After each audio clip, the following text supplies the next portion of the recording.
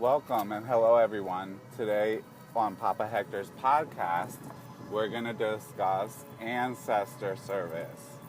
When the beginning starts at the end, or when the end is actually the beginning. So if you're new to our sacred traditions, any of our sacred spiritual traditions from the Caribbean, one of the first establishments or one of the first steps is the service and the working with the ancestors. Now, I highly recommend that anyone just starting on the path find yourself a priest, a priestess, a Houngan, a mambo, a caballo de misterio that can be your mentor and guide in this. Certain individuals have certain ancestral issues which can cause problems when serving the ancestors. However, for 90% of people, serving the ancestors is completely safe and a great first step in our tradition. Now, the ancestors are your first line of protection and defense, but also your first line of blockages when it comes to the spiritual world. And most people have to undergo some deep ancestral healing in order to really resolve with the ancestors and be able to spiritually progress. Now, ancestral healing is a part of the process as well as ancestral service. Is a part of the spiritual process that one's mentor or guide would take one through in order for you to develop your capacities as well as your spiritual abilities and power. For many traditions, ancestor service starts at the white table, or the ancestral altar. Some places they have a bóveda, some places they call it something else, but for most places it all starts at the white table or the ancestral altar, where you will begin to make your services and start to interact with the ancestors. Now, depending on your background, your mentor, and who it is that you're training with, okay, will depend on how that table is set up and how you work with that table.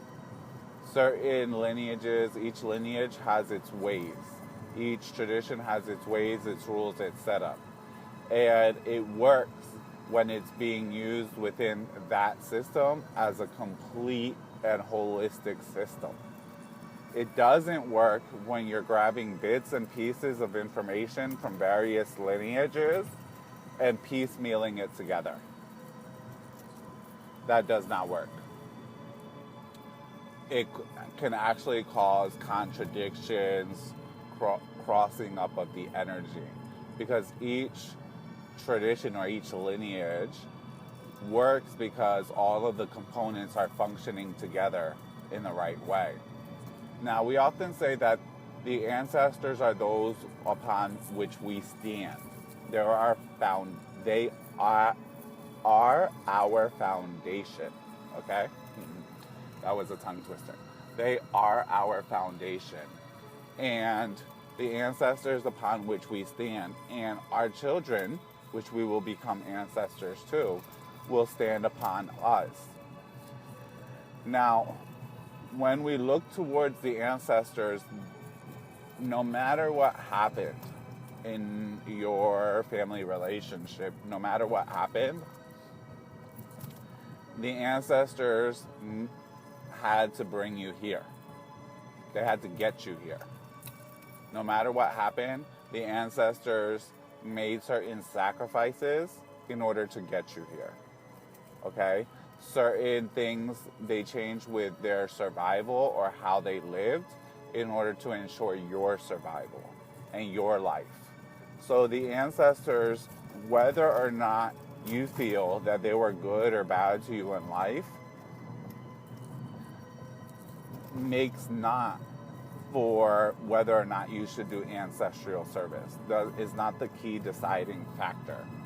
Okay? The ancestors are needed. You have to stand upon them. Okay?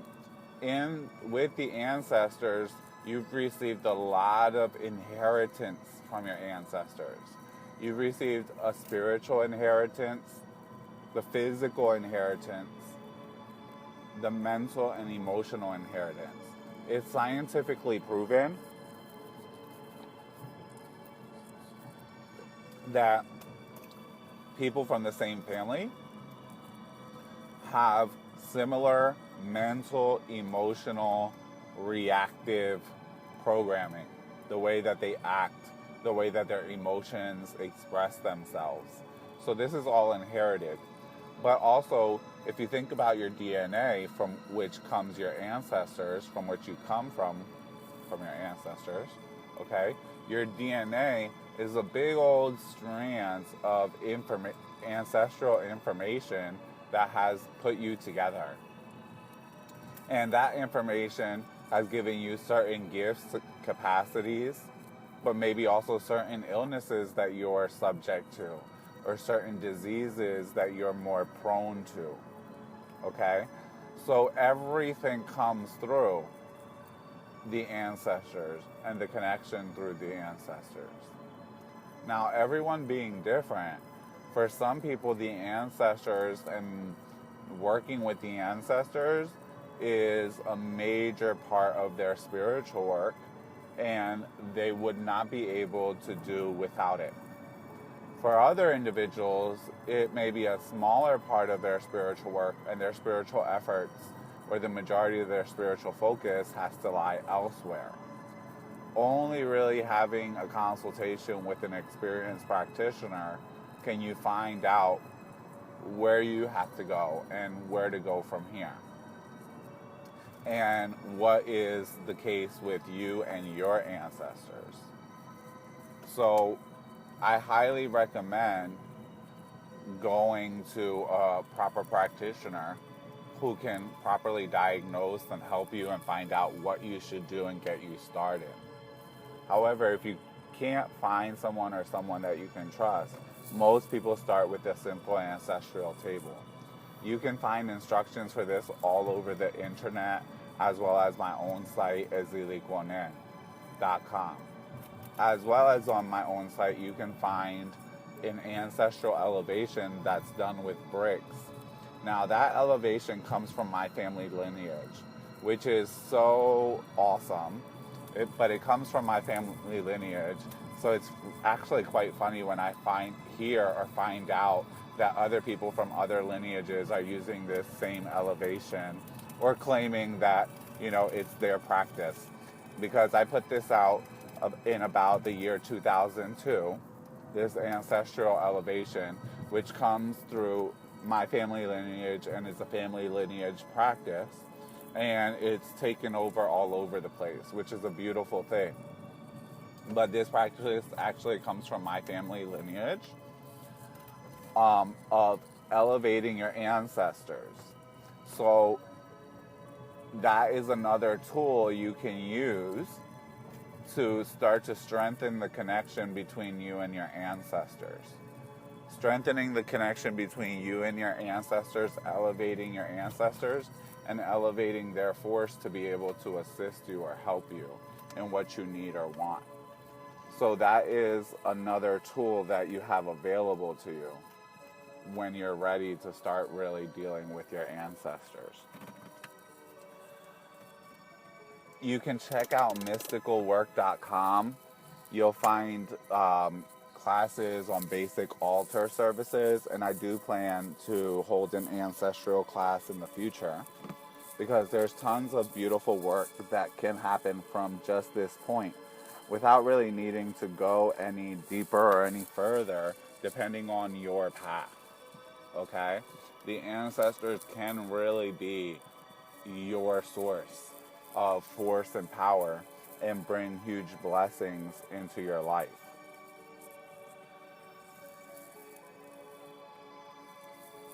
So those are some tools for you to get started with ancestral work or ancestral service. Again, we suggest a priest or a proper practitioner to help guide you. Please understand that just because people have died and they've become ancestors has not suddenly turned them into saints. Therefore, just because someone died doesn't mean that they're automatically good, a good person, deserve to be shown tons of service and respect. This is where having a proper practitioner is key in helping you find out what you should do and what you shouldn't do with your ancestors. Let your practitioner know that you're interested in getting started upon the path. The ancestors have an incredible capacity, and connecting with your ancestors is a great way to start to open up your spiritual abilities and your spiritual capacities, especially if you had a tight connection with someone who is now one of your ancestors.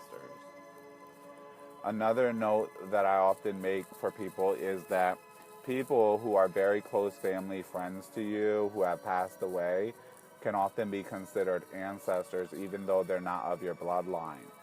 Some houses or lineages, you should follow what your lineage tells you, but they believe that you shouldn't put anyone that is not of your bloodline on your ancestral table. In my lineage, we put anyone who is close to the heart on the ancestral table, and very often times it benefits this dead person because many times their own family isn't taking care of them. And there are times where you can have a closer connection to someone who is not related to you than someone who is related to you. It's not that uncommon. So I hope that this has helped you and given you a little push to start. Until next time, keep the faith and God bless.